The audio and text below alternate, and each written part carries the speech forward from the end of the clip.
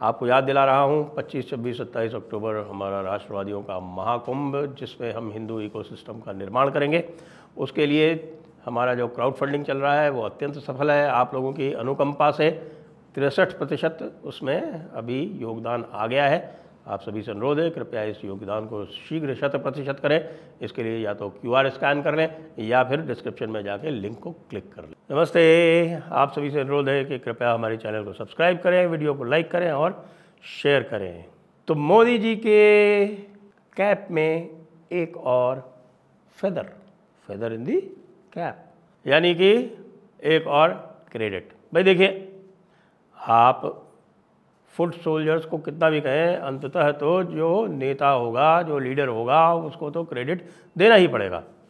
और ये भी कहना पड़ेगा आपको, क्रेडिट ये भी देना पड़ेगा कि आखिरकार कोर्स करेक्शन किया। तो ये कोर्स करेक्शन जिसके लिए हम लोगों ने हल्ला गुल्ला किया था जब 240 सीटों पर सिमट गई थी लोकसभा में भारतीय जनता पार्टी, तो आखिरकार वो कोर्स करेक्शन हुआ।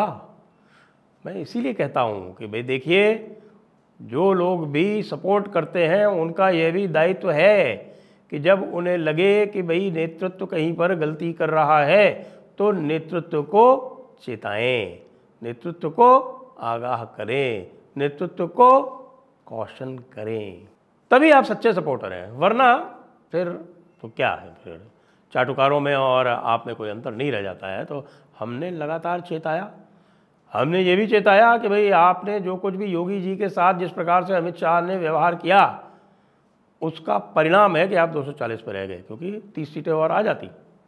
33 की जगह 65 होने में कहीं कोई समस्या नहीं थी। जो 32 सीटें आपकी कम हुई हैं वो उत्तर प्रदेश से हुई हैं।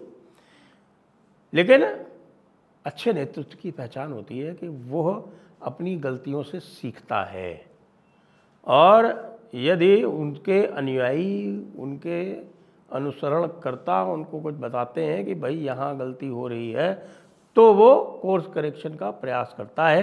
RSS ने भी उनको चेताया, हमारे आप जैसे लोगों ने भी चेताया, सबने चेताया। कोर्स करेक्शन हुआ हरियाणा में, और हरियाणा में कोर्स करेक्शन हुआ, ज़बरदस्त हुआ। ग्राउंड लेवल पे अब ये बताया जा रहा है कि भाई ग्राउंड लेवल पे हर जगह पर्ची पहुंची है।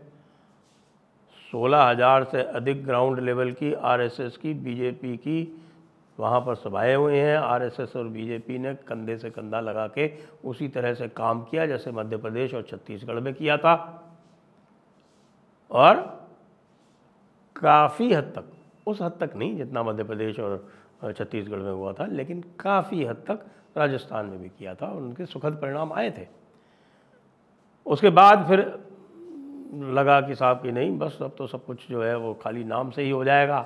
तो ये भी कह दिया गया कि RSS की अब हमें आवश्यकता नहीं है, अब हम बड़े हो गए हैं, अब हमें माता पिता की आवश्यकता नहीं है। तो उसका नुकसान हुआ। अब कोर्स करेक्शन हरियाणा में दिखा है।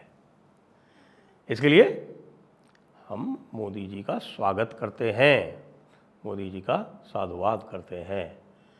और जिस प्रकार से हरियाणा में जो कुछ हुआ वो मोदी जी के अतिरिक्त, और यदि किसी को हमें देना है साधुवाद तो योगी जी को देना होगा, क्योंकि योगी जी ने जो बटेंगे तो कटेंगे वाला जो नारा दिया वो इतना हिट हुआ है साहब कि बस उससे अधिक एक ही नारा हिट हुआ है, और वो जलेबी का नारा हुआ है। जी हाँ, ये तो मानना पड़ेगा कि इस समय आज यदि किसी चीज़ की धूम है तो वो केवल जलेबी की है। और हम प्रपोज कर रहे हैं, ये हमारा प्रस्ताव है, आप सभी लोग भी उसको सहायता करें कि भाई 8 अक्टूबर को विश्व जलेबी दिवस घोषित कर देना चाहिए। तो देखिए कि हरियाणा वाले भी कैसे गजब लोग हैं। अरे भाई, उन्होंने जलेबी की फैक्ट्रीज लगवाने का इतना सुअवसर, बड़ा सुअवसर इतना जाने दिया। नहीं तो ये जो पुरानी जो इनकी आते हैं कि साहब कि वो दुकान पर खड़े होके और कढ़ाई में से गरम गरम उतरती हुई जलेबी खाते हैं, अब उनको जो है बढ़िया प्रिजर्वेटिव्स के साथ में पैक्ड जलेबी ठंडी ठंडी मिलती, वो उसमें उनका मन नहीं आया। उनका नहीं तो हम तो इसी पुरानी स्टाइल में चलेंगे। और वो पुरानी स्टाइल वाली बात हो गई। वो नया दौर पिक्चर आई थी ना, तो उस नया दौर पिक्चर में जिस तरह से पुरानी स्टाइल के तांगे को लोगों ने प्रेफर किया और बस को रिजेक्ट कर दिया, कुछ इसी तरह की बात हो गई।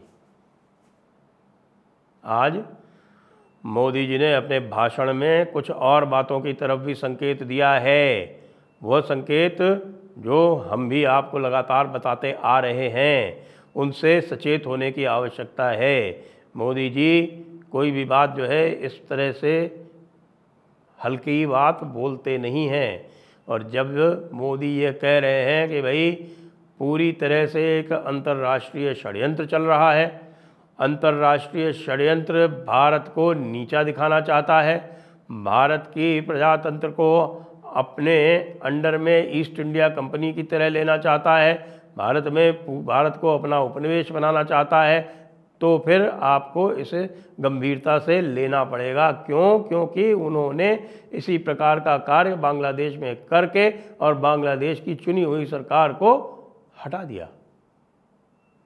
आपको अनुमान होना चाहिए कि क्या क्या योजनाएं आगे थीं और क्या क्या योजनाएं इस हरियाणा चुनाव पर निर्भर थीं। दिल्ली को चारों तरफ से घेर लेने की योजना पूरी की पूरी तरह इस हरियाणा चुनाव पर ही निर्भर थी। मुझे लगता है कि यह आइडिया संभवतः जो हरियाणा के वोटर्स थे उनको भी हो गया था, क्योंकि दिल्ली के आसपास के जो क्षेत्र थे जहां पर पिछली बार नाके लगे थे और जहां पर लोगों का जीना दूभर हो गया था, वो सारी सीटें कांग्रेस हार गई। कांग्रेस राई की सीट भी हार गई, गोहाना की भी हार गई और बहादुरगढ़ की भी हार गई, और नीचे गुड़गांव फरीदाबाद की तो हारी से तो हारी। तो ये जो अंतर्राष्ट्रीय षड्यंत्र था वो पूरी की पूरी तरह शंभू बॉर्डर पे बैठे हुए उन अराजक तत्वों के ऊपर था। जैसे ही चुनाव कांग्रेस जीतती, शंभू बॉर्डर खोल दिया जाता और वो सारे अराजक तत्व उनको यह अनुमति दे दी जाती कि जाओ फिर से दिल्ली में बलवा करो। और जो ये हुड्डा परिवार है उनकी जो भीड़ इकट्ठे करने की क्षमता है वो तो सर्वविदित है, तो वो डेली आपके दिल्ली में भीड़ इकट्ठे करके दिल्ली का चलना असंभव कर देते हैं। ये पूरी तरह से योजना बन चुकी थी, इसी की ओर इंगित कर रहे थे और इसी का लाभ उठा के किसी भी तरह से उनको प्रवोक करना था कि भाई यहाँ पर कुछ हिंसा हो, हिंसा में 10, 20, 50 किसानों की मृत्यु हो, फायरिंग हो और उसके बाद फिर इसको ये अंतर्राष्ट्रीय इशू बनावें। वैसे अब तो पंजाब वालों की भी समझ में आ गया है कि जो किसान कानून थे वो इनके हित में थे। अब जो किसान हैं वही इस समय अपनी फसलें सड़कों पर बिखेरते घूम रहे हैं और बिचौलियों को गाली दे रहे हैं, जिन बिचौलियों के लिए उन्होंने पूरा आंदोलन किया था और जिनके लिए अभी भी वहाँ शंभू बॉर्डर पर बैठे हैं। और वो बिचौलिए कितनी पावर रखते हैं, वैसे बिचौलिए कितनी पावर रखते हैं ये तो हमारी सरकार को, भारतीय जनता पार्टी सरकार को भी समझना चाहिए था कि वो गुरनाम सिंह चढ़ूनी बड़ा नेता, इतना बड़ा नेता किसानों का, 1170 वोट आए उसके। कितने? 1170 वोट आए हैं पिहोवा कंस्टिट्यूएंसी में। ये औकात है। इसी तरह से वो टिकैत की क्या औकात है सब जानते हैं। जमानत नहीं बचा सकता अपनी, न टिकैत बचा सका और न ये चढ़ूनी बचा सका। लेकिन उसके बाद भी सरकार पता नहीं क्या सोचती है कि ये जो सारे के सारे किसान नेता बैठे हुए हैं इनमें पता नहीं कौन से सुरखाब के पर लगे हुए हैं कि ये क्या कर देंगे। पंजाब के भी जितने किसान नेता जो भी चुनाव में खड़े हुए सारे के सारे जमानत जब्त करा के बैठे। तो भाई ये किसान नेता जो हैं इनको जनता का समर्थन नहीं है, इनको डीप स्टेट का समर्थन है, विदेशियों का समर्थन है। विदेशियों का समर्थन ही राहुल गांधी को भी है, यह बिल्कुल अब स्पष्ट है। जिन लोगों ने नहीं पढ़ा है तो वो हमारे मित्र सलाउद्दीन शोएब चौधरी की ट्वीट्स पढ़ें, उनकी जो वीकली ब्लिट्स है वो पोर्टल उसको पढ़ें, उसमें आपको सब पता चल जाएगा कि किस प्रकार से हमारे लीडर ऑफ ऑपोजिशन जो हैं वो विदेशी ताकतों के लिए कार्य कर रहे हैं, ऐसा आरोप लगाया गया है। आरोप लगाया गया भाई, मैं नहीं कह रहा हूँ, वो आपका वीकली ब्लिट्स कह रहा है। और तो और आप जानते हैं कि इस तरह की बात तो हमारे जो लीडर ऑफ अपोजिशन है उनके लिए अपनी पुस्तक में बराक ओबामा ने भी लिखी है। बराक ओबामा ने भी लिखा है कि भाई ये जो है वो इम्प्रेस करने का प्रयास करता है, इसमें दम नहीं है, दम नहीं है इसमें। तो अब हमें और भी सावधान होने की आवश्यकता है। और महाराष्ट्र वालों, आपने देखा ना कि हरियाणा वाले देशभक्तों ने किस प्रकार से एक बड़े अंतर्राष्ट्रीय षड्यंत्र को अपने वोट की ताकत से हरा दिया,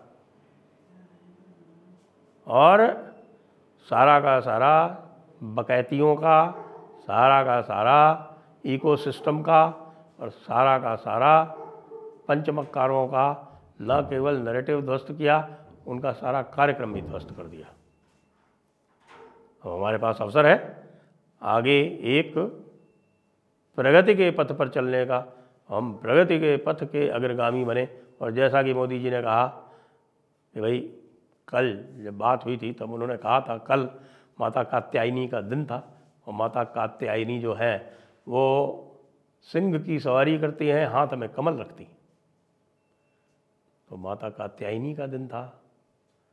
माता कात्यायनी के दिन आशीर्वाद मिला न केवल भारतीय जनता पार्टी को, फिर तो हरियाणा वासियों को भी, और मैं कहूँगा कि पूरे देशवासियों को, क्योंकि हरियाणा का चुनाव जो था पूरे देश के लिए एक कुचक्र के रूप में रचित किया जा रहा था। हमने उस कुचक्र को, उस चक्रव्यूह को भेद दिया। राहुल गांधी, इसे कहते हैं चक्रव्यूह को भेदना। आई अब तुम्हारी समझ में?